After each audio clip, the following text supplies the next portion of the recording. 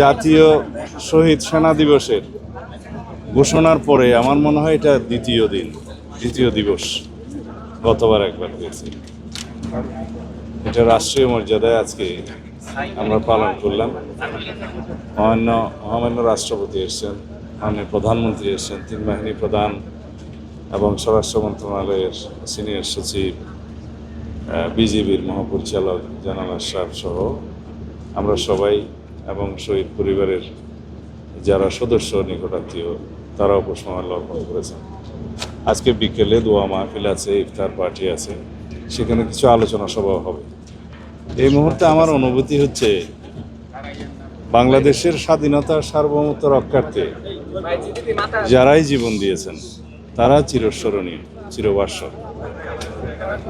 এই পিলখানা হত্যাকাণ্ড শুধু বাংলাদেশে নয়, পৃথিবীর নৃশংস হত্যাকাণ্ডগুলোর মধ্যে অন্যতম। আর মনোবল হতে হয় স্পাদৃঢ়। জেরুজালেম 25 বছরের পথ চলায় নিরাপদে রাখার প্রত্যয়ে। এই জঘন্য হত্যাকাণ্ডের পিছনে কি উদ্দেশ্য ছিল তা খুঁজে বের করার জন্য তৎকালীন সরকার দুটো কমিটি করেছিল, যার কমিটির রিপোর্টগুলো শেষ পর্যন্ত প্রকাশিত হয়নি।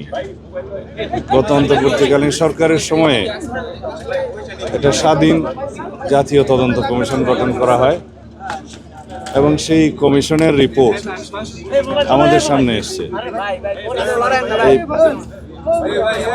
আমরা সরকারে এসেছি জনগণের ম্যান্ডেট নিয়ে অল্প কিছুদিন হলো। তার আগে ইন্টারিম গভর্নমেন্টের সময় এই রিপোর্ট তারা হাতে পেয়েছে।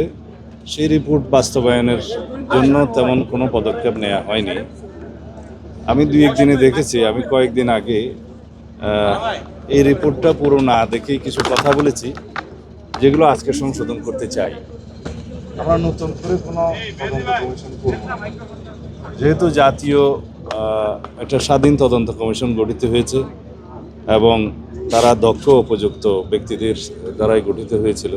তাদের রিপোর্টে আমি একটা গ্ল্যান্স যা দেখেছি, যেহেতু আজকে কথা বলতে হবে সেই জন্য, তাতে যে সমস্ত সুপারিশমালা এসছে প্রায় 70টি মনে হলো। আমি আরও ডিটেল দেখব। সেই সুপারিশমালার অনেকগুলো বাস্তবায়নাধীন, আর বিচারাধীন যে মামলাগুলো আছে, কিছু আপিল পর্যায়ে আছে, কিছু অ্যাপিলেট ডিভিশনও হয়তো আছে। এই জুডিশিয়াল প্রসেসটা সমাপ্ত করা হবে। আর অন্যান্য যে সমস্ত রিকমেন্ডেশনস আছে এগুলো আমরা ধাপে ধাপে বাস্তবায়ন করব ইনশাআল্লাহ। এবং শহীদ পরিবারদের এই জাতিকে আশ্বস্ত করতে চাই যে পিলখানা হত্যাকাণ্ডের যথাযথ বিচার করা হবে এবং ন্যায় বিচার নিশ্চিত করা হবে, যাতে এই জাতীয় কোনো ঘটনা আমাদেরকে জাতীয় জীবনে আর না দেখতে হয় ভবিষ্যতে। সেজন্য যে সমস্ত পদক্ষেপ নেওয়া জরুরি, সমস্ত পদক্ষেপগুলো আমরা নেব ইনশাআল্লাহ। বাংলাদেশের স্বাধীনতা সার্বভৌমত্বের প্রতি হুমকি ছিল একটি ঘটনা, এবং বাংলাদেশের সেনাবাহিনীকে আন্ডারমাইন করা বা দুর্বল করা এটা একটা লক্ষ্য ছিল। সেটা তাদেরই থাকতে পারে যারা বাংলাদেশের স্বাধীনতা সার্বভৌমত্বে বিশ্বাস করে না অথবা একটা দুর্বল রাষ্ট্র হিসেবে এই দেশকে দেখতে চায়। আমাদের সংশ্লিষ্ট সবাইকে নিয়ে আলাপ আলোচনা করে পরে আপনাদের সাথে কথা বলবো। না, এটা একটু আগে কি বললাম যে আমি এটা পুঙ্খানুপুঙ্খ রিপোর্ট না দেখে কথা বলেছিলাম, আজকে এটা সংশোধন করলাম। একটু আগে তো বললাম আমরা এই স্বাধীন তদন্ত কমিশনের রিপোর্টটা ধাপে ধাপে বাস্তবায়ন করবো ইনশাআল্লাহ। এবং যাদের দিয়ে গঠিত হয়েছিল, যে সমস্ত রিকমেন্ডেশন এসছে, এটা গ্ল্যান্স আমি দেখেছি, পুরো দেখতে পারিনি। These are good.